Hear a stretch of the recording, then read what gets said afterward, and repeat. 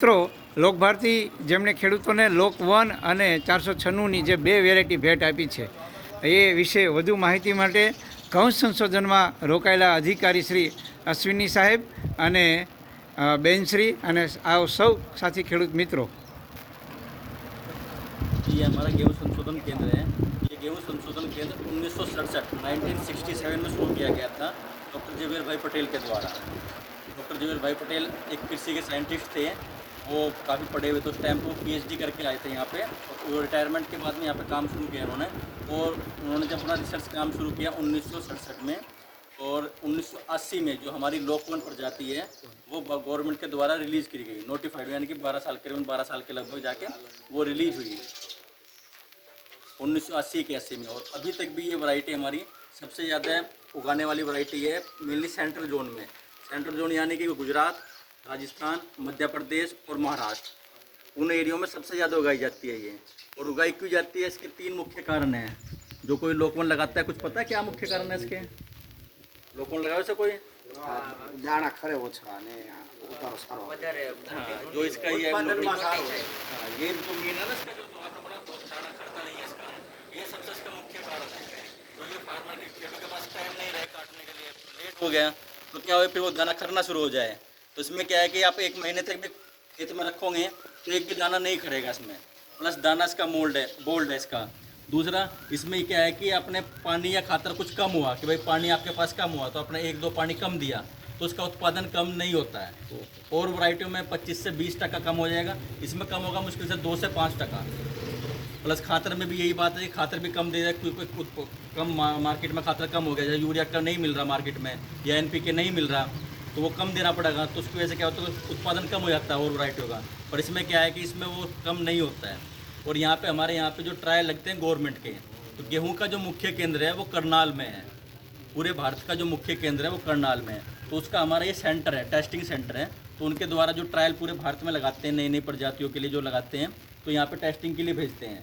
तो हमारे यहाँ पे उनके करीबन अलग अलग किस्म के ट्रायल आते हैं। उनमें जो है 2-3, एक तो आजकल मुख्य जो चल रहा है उसमें चल रहा है कि कम पानी में केवल 3 ही पियत देने हैं और उसमें पूरी फसल तैयार कर देनी है। फार्मर के पास में पानी नहीं होता, बहुत एरिया में ऐसा कि जब सौराष्ट्र वाला एरिया है इसमें पानी की बहुत कमी है।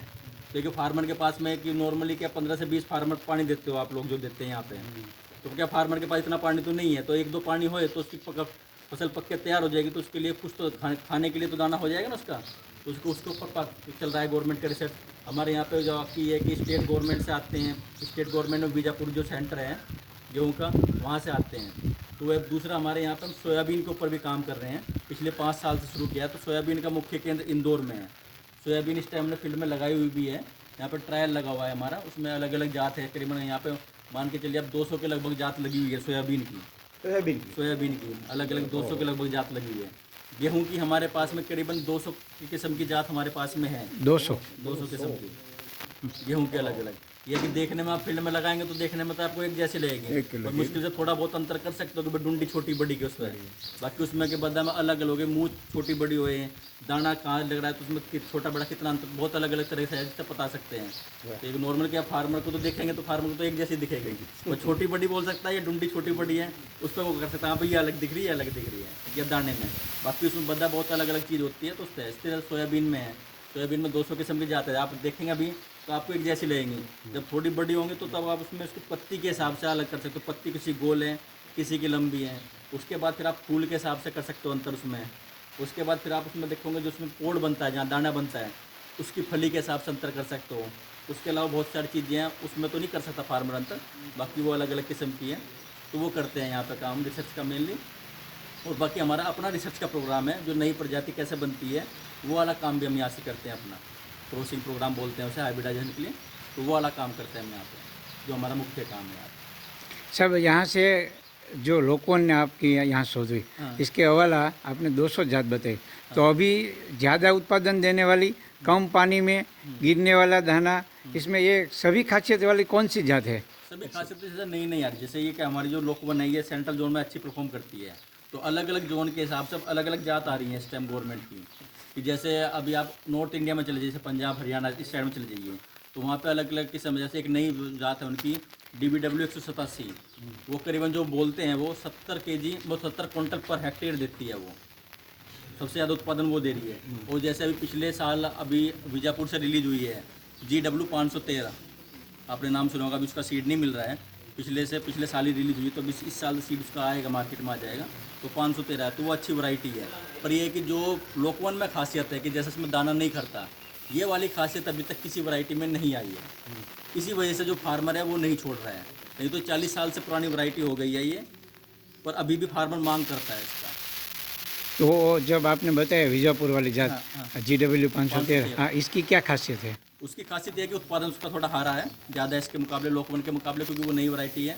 इसका ये हमारा जो लोकवन है इसका 50 क्विंटल के लगभग है, उसका 55 से 60 क्विंटल के लगभग है। वो बीज यहाँ किसानों को मिलेगा इस साल? नहीं, वो हमारे पास तो नहीं है, वो बीजापुर से आपको संपर्क करना पड़ेगा। हमारे पास में केवल लोकवन का बीज हम दे सकते हैं, इसके वाला और कोई से नहीं, क्योंकि परमिशन होती है कि जो वैरायटी आप डेवलप बनाते हैं जिस सेंटर की है वही बेच सकता है, नहीं तो जिस दूसरा सेंटर है तो उससे हमसे परमिशन लेनी पड़ेगी, तो वो दे या ना दे वो उनके ऊपर बात है। 496 भी यहाँ की नहीं वेरायटी? नहीं नहीं, 496 भी विजयपुर वाले। वो सौराष्ट्र में सक्सेस होती है। कौन सी?